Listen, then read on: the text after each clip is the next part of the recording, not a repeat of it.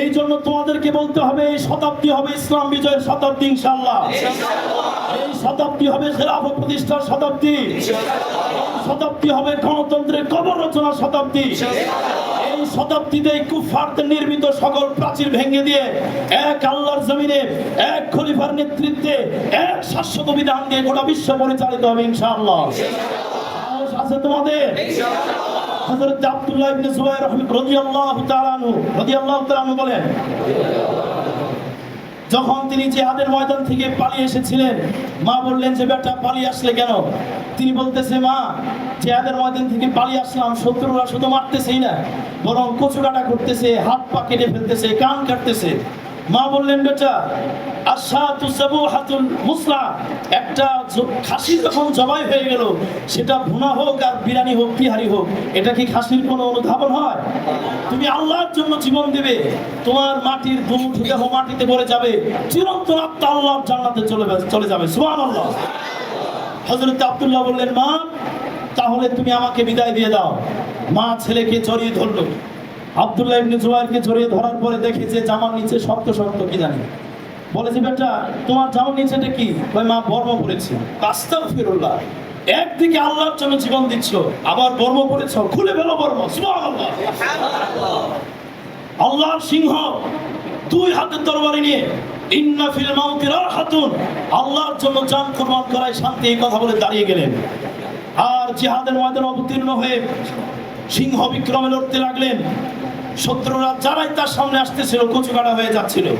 সর্বশেষ আসরের সময় শত্রুরা যখন তাকে হারাতে পারলো না, কুবাইস পাহাড়ের উপরে উঠে তার উপরে পাথর নিক্ষেপ করলেন। একটি পাথর তার মাথায় লাগলো, ফিনকি দিয়ে রক্ত বের হয়ে গেল। আর তিনি উচ্চারণ করলেন, ওয়াল্লাহি ফুস্তু রাব্বিল কাবা ইন্নী আজরুই হাল জান্নাহ। সুবহানাল্লাহ, আল্লাহর কসম আমি সফল হয়ে গেছি, আমার নাকি আমি জান্নাতের ঘ্রাণ পাচ্ছি। এবং তিনি বললেন, ইয়া আসমা ইন কুতিলতু লা তাবকিনি লাম ইয়াবকা ইল্লা দীনি, হে আসমা আমি যদি মরে যাই, শাহাদাত বরণ করি, আমার জন্য কেঁদো না, কারণ আমার দ্বীনকে আমি ফাঁকি রেখে গেলাম। সুবহানাল্লাহ। সুতরাং যে দিনের জন্য আল্লাহর রাসূল রক্ত দিয়েছেন, সাহাবায়ে কেরাম রক্ত দিয়েছেন, আইমায়ে মুস্তাহিদিন রক্ত দিয়েছেন, সেই দিনের জন্য আমরা রক্ত দিতে প্রস্তুত ইনশাআল্লাহ। হযরতে জাফর ইবনে আবি তালেবকে যখন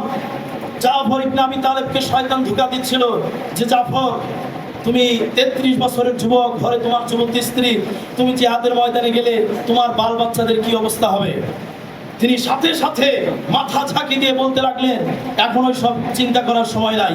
তিনি তরবারি উঁচা করে বলতে লাগলেন, ইয়া হুব্বাল জান্নাতি ওয়াক্তিরাবুহা তাইয়্যিবাতুন বারিদাতুন শারাবুহা ওয়ার রূমু রাউমুন ফাদানা আযাবুহা ওয়াল কাফিরাতু বিআইলাতিন আনসাবুহা। এখন আমি আমার বউ বাচ্চা জায়গা জমি সব কিছুকে ছেড়ে দিচ্ছি কেবলমাত্র আল্লাহর জন্য, যতক্ষণ আমি আল্লাহর সামনে মিলিত হচ্ছি। সুবহানাল্লাহ। যুদ্ধ অবতীর্ণ হলেন, কাফেররা তাকে ঘেরাও দিয়ে ধরলো, তার ডান হাতে আঘাত করলো, ডান হাত কেটে পড়ে গেল। তিনি বাম হাতে ইসলামের পতাকা নিলেন, বাম হাতে আঘাত করলো, বাম হাত কেটে পড়ে গেল। তিনি দুই হাত দিয়ে ইসলামের পতাকাকে বুকের সাথে জড়িয়ে ধরলেন। এবং কিছুক্ষণ পরে সাহাবীরা যখন দেখে উঠতেছে পতাকা, সামনে গিয়ে দেখে হযরত জাফরের হাত একদিকে, পাও একদিকে, মাথা একদিকে, আর শুধু মাথা একদিকে পড়ে দেখে ইসলামের পতাকা কামড়ে উঁচু করে রেখেছে, মাটিতে পড়তে দেয় নাই। জিহাদের শেষে সাহাবীরা যখন মদিনায় ফিরতেছিলেন, হযরত জাফরের ছেলে বশীর তিনি পাহাড়ের উঁচুতে দাঁড়িয়ে বাবার চেহারাকে খুঁজতেছে। সকল কাফেলা ঢুকতেছে মদিনায়, হযরত জাফরের খুঁজে পায় না।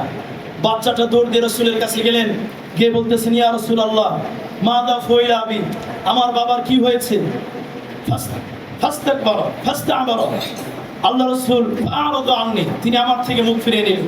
ছেলেটি আবার সামনে আসলেন, বললেন, হুজুর আমার বাবার কি অবস্থা? মাদা ফুইলা আবি।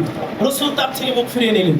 তৃতীয়বার যখন ঝাপটে ধরে কেঁদে দিলেন, হযরতে জাফরের ছেলেকে রাসূল বুকের সাথে জড়িয়ে ধরে বললেন যে, আমার তারদা আইয়াকুনা রাসূলুল্লাহ সাল্লাল্লাহু আলাইহি সাল্লাম আবাকা ওয়া আয়েশা উম্মুকা, তুমি কি সন্তুষ্ট নও যে বিশ্বনবী তোমার পিতা আর হযরত আয়েশা তোমার মা হবেন? আল্লাহু আকবার। আল্লাহ তাআলা আমাদেরকে দ্বীনের জন্য কবুল করুক বলে আমিন। তোমরা কি আল্লাহর রাস্তায় জানবাজ মুজাহিদ হতে চাও? ইনশাআল্লাহ। সেটা কি ঘরে বসে থেকে শুধু বিছানায় কম্বল মুড়ি দিয়ে হওয়া যাবে না। দিন জিন্দা হতা হে হার কারবালা के बाद এমন মুজাহিদ